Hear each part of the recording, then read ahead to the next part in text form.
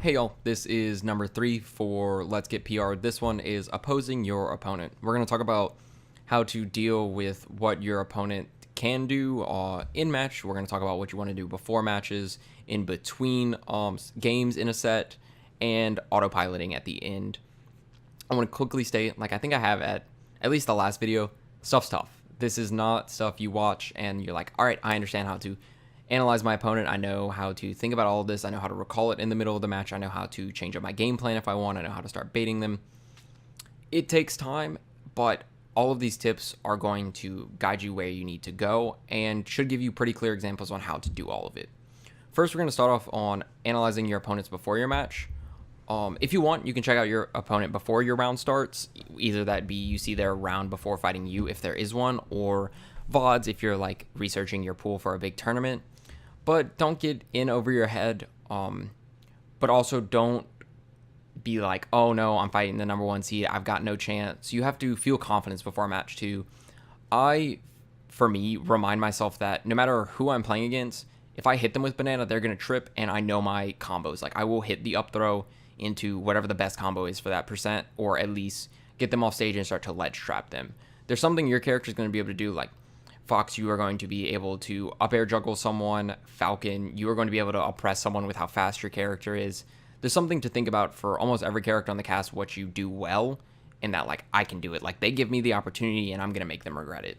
I think that's an important first step before a match because it won't let you get too much out of it just being like, I don't really have a chance. Like, you can mess anyone up. This is Smash 4. We've seen crazy upsets. Review what you need to before a match, whether it be combo percents for your opponent's character, their weaknesses for their character. Say it's Rosalina, like, all right, I want to kill Luma. I want to keep track of the timer to know when she's coming back. I want to make her be in a bad spot as much as I can. Or what you need to avoid, like, okay, here's the percents that I'm going to get ding-dong. Or reminding yourself, play to not get grabbed, don't overcommit, keep heavies trapped, juggle them, whatever a big character weakness is for them. And their strengths, like avoid or exploit.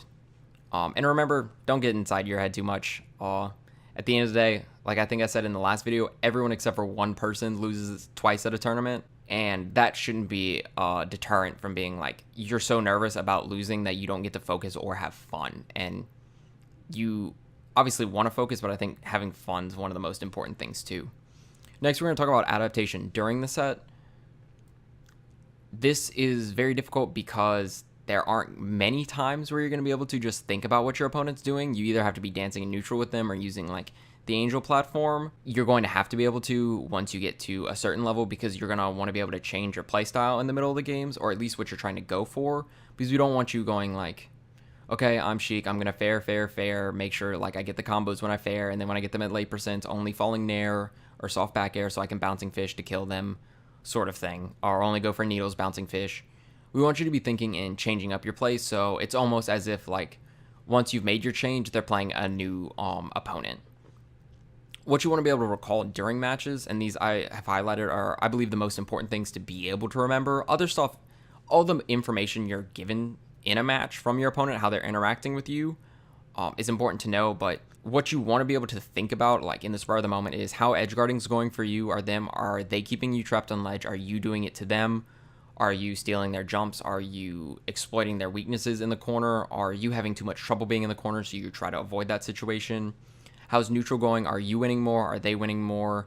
Does it matter if you're playing Ganon? If you're winning neutral almost like 60-40, like they're winning it more than you, you're doing way more damage, and that's okay. But if you're winning 1 time out of 10, then you really need to like analyze what's going wrong there. How are they getting in? How can you avoid it, and how can you punish them?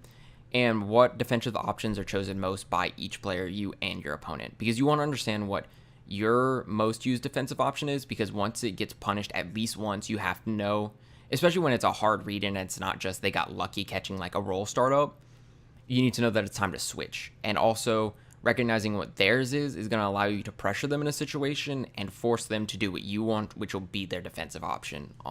If it's someone like me who likes to sit and shield a ton, or when I change that up and I start to roll more, knowing that you can really mess up your opponent, especially when you read 1 or 2 of their defensive options, it really gets in their head. Like I said earlier, remember, chill on the Angel platform. I know it's only 5 seconds, and I gave you a lot to think about in the last video when you're up there, and now it's like, think about all this stuff, but think about what's most important. Are you just getting broken up in neutral every time, like dissected? Are you just getting edge guarded really hard? Do you need to change how you're recovering? Or where are you exploiting them really well, and how can you push it further?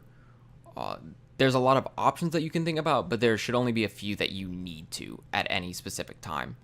And remember, you can dance around in neutral if you have like a decent move to kind of keep someone off of you. If you need to just think or just reset and chill, you can do that. With Fox, like I like to just dash around a little bit with a couple back airs. Obviously, Diddy's got kind of an oppressive neutral, so I can do that a lot of times when I want. If I want to like down tilt, perfect pivot away, down tilt, and keep them kind of away from me. Most characters should have something they can do to at least just wait a little bit and figure out what you need to do better. Don't be afraid to back off for a little bit if it's going to reward you for the rest of the set or match. Realize the option you're doing a ton in neutral is something that can be used to bait out your opponent. Like I was playing this Mario and I was Fox, and I was constantly, we each had even stage control, and I was spamming back air, like short hop back air auto cancel, and he was probably at 100, I was at like 120, and at that point, if he hits the up smash, I am 100% dead on town or FD, wherever we were. But what he didn't think about was that all of those bears were completely intentional. They were never meant to hit him. I was never getting close enough that I was hoping that he would jump up and I'd clip them. They were only bait for him to think about, okay, look, he's just trying to spam back air, so I walk into it. So what I'm going to do is not walk into it and kill him for it. And that option in that situation, in that matchup, is up smash. So what I did was constantly fade in closer to him so that it was giving him even more of a reason to finally approach and finish me off. So because the longer I did that and like the longer he waited, the better the situation was probably going to get for me if he wasn't moving in to like hold stage control. But as I moved in, after about 3, I started to move out, and I realized I saw the change in his movement, and I was like, okay, this next one, we're going to jump, but we're not going to throw out an aerial, and we're just going to dash back. I did so. He came in for the up smash just out of reach of me, and I could run in an up smash him, and I finished the game. You can do what your best options are, knowing that their weakness is there, and be ready to punish it. But you have to be thinking about this, because if I just mindlessly did that and just kept going like, all right, he'll eventually walk into it, not changing it up, like, all right, this is a really solid option, like if he wants to kill me, it's going to be hard. I just didn't give him the opportunity there. I realized that there was a chance when he could come in, and I punished it for it. And I set it up so that he thought it was like, all right, this is how I'm going to catch him, but in all, it was a plan from me. We're going to between matches. There are a couple things to think about here. What part of the stages hurt and helped me, ban and pick accordingly. Don't just think about stages in the sense of it's my character versus their character. It has to be you playing against your opponent, because triplats aren't really good for Diddy, but there are some matchups where I'm like, I don't really mind it because I know how to work on them really well. And if it's going to make someone uncomfortable, I'm fine not banning them because I know I can work there and I'll get more reward off of it, because I know my jab lock setups off of my throws onto the platforms. I know how to do pratfalls with banana at early percents to get jab locks. I know how I want to set up to make sure that they can't escape to them, or it can help me get down or something. But that's not to say don't bring like Fox or Cloud to Battlefield just because like I can do it better than them. That's a point where the character matters too much. But if it's like, all right, this is a little bit of an unconventional pick, but because of the way your opponent's playing and using tools on like a map that you might have wanted to go to, like say they're handling platforms really well when you go somewhere, but they handled the good part of town and city with the platforms, but not when it was FD. But you wouldn't usually pick FD in the matchup. You can still consider going there. I'm not saying don't always pick the best pick. Just think about it a little bit, and more so than just the two characters. And then what situations did you get out the most of? Was it fighting in neutral where you garnered a lot of percent? Was it keeping them cornered? I had a set with a Falcon where I won game 1, he won game 2 because I kind of started to sleep because I was like, I know this matchup, I know the PR player, we always go close, so this is a easy pickings for me. But he won game 2 because I made a pretty bad mistake and he played the matchup better than I thought he would. So going into game 3, I had realized once in game 1 and 2, I had put him on the ledge with banana and he did not know how to deal with it. He just rolled up, which is one of the worst options because it's super reactable. And I was like, let me just try to do that this game. And I probably took like 80%. I might have lost the stock, but every time I put him on the ledge, I did at least 60 to him and kept him off stage. And it ended up getting me an edge guard once too. So realizing between matches what I worked, one for me, for my character against his character, but also something that was very frustrating and hard for my opponent to deal with. And it doesn't necessarily have to be something that's like frustrating for your opponent, but it's just what you know will work on them. Like there's some people that like, I shouldn't work on the ledge traps, I should go edge guard, or I just want to sit center stage and get up because they're turning it around. Figure out what's working specifically for this match with that opponent. That's kind of it for between matches. There's not much more to think about besides like what got me killed, or how did I end up netting the win this game? How can I repeat it, sort of thing. Lastly, we're going to talk about autopilot. This one's really difficult because I feel like everyone who's ever like come to me with questions about this, they end up finding their own solution. That's not something I've really experienced, but I'm going to give you guys the ways that I've helped combat it, and hopefully that'll either give you the means to do it yourself, or you can just use them and it'll work for you. So I usually have something try to trigger me out of autopilot, whether it be like the drop of like the beat in a song, or something where like the pace of the song is greatly changed if I'm listening to music, because that would be like, hey, look, reset. Like it's something that like is kind of surprising when you're used to like whatever the beat is already, and it pulls me out, and I'm able to like, all right, think about like what's going on. Why are we at these percents? Why am I in the lead? Why am I losing? Specific moves. If I ever pull banana and I hold it and I walk around a little bit, I'm like, all right, I really need to think about my banana uses. I don't want to just pull this, get on top of them and throw it. And that helps me center myself again so that I know how I want to do things. And I can, again, start to think about percents, stocks, how everything's going, or respawning if you have to use that. If you can only pull yourself out, then that's what you need to use. Do it. But unfortunately, the way that that works is you only have like 1 point where that's going to work, and it's after you've already lost the stock. And sometimes you really want your adaptation sooner because that can give you a greater lead. But again, if that's what's going to help, and you can remember there, hey, stop messing around. I just lost one of my stocks. I can't lose another one if I want to win this game. Find whatever works for you is basically what I'm saying. And also something you can help with autopiloting is going into friendlies with a goal in mind to accomplish, and do whatever you can, whether it be keeping them cornered. Like you want to, if they get out of the corner, you want them to have eaten 30 or 40 extra percent from when you first put them there.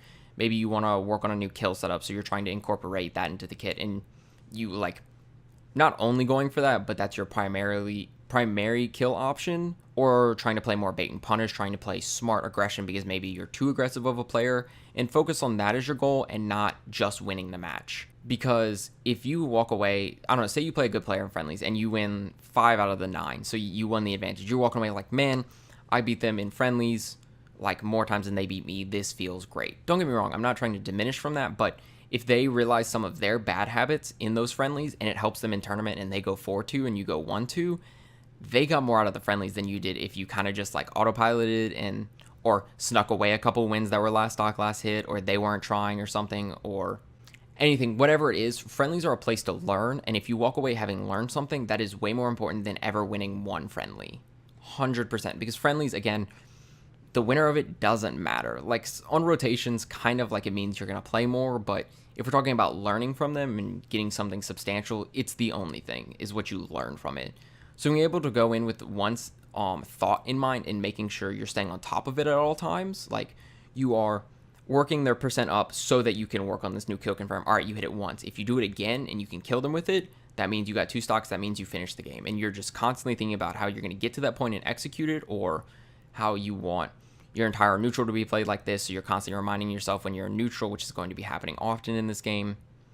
Having a specific goal kind of keeps you grounded. I think that's really it for this one. Like I said at the start, this stuff is tough. This is not stuff that you get down in a weekly or 2 or a monthly or 2 or 3 friendly sessions. Being able to analyze your opponent real time is something that's really difficult, and you have to put time into, because if it doesn't come just easy to you, it's going to be work. And look, I've been there. Everyone feels the frustration of it. You realize that there was a set that if you had been focusing and realizing what you could have done, you probably could have won. It happens to everyone. Everyone has this autopiloting issue. Ask players who are good in your region if you need to, how they get over it. And some of them, be ready to accept that they might not have good answers. They might just be like, I autopilot and win anyway, or I've never had that problem. But just keep working on everything in these videos that I've talked about, specifically the last one and this one. And I promise you, you will see results over time. And by results, I don't mean like in a month or 2, you're going to start getting 2 or 3 more wins in bracket. That might not happen, but you're going to see that your matches are going to be coming a lot closer, or you're going to walk away from matches being, I know what I could have done to have beaten them. Like, I realized in time, I just didn't get the kill off before they did. It's not like you were clueless. I don't know how to kill them. It wasn't going to be close. You will move up with this. Thanks for watching, guys. I think I'm going to have a miscellaneous one. If there's anything else, like specifically you'd like me to focus on, let me know in the comments. But I think just talking about a couple other things about like getting good, I guess, will be in the next one. I think that's it. Remember, like, subscribe, blah, blah, blah. And I'll see you on the next one.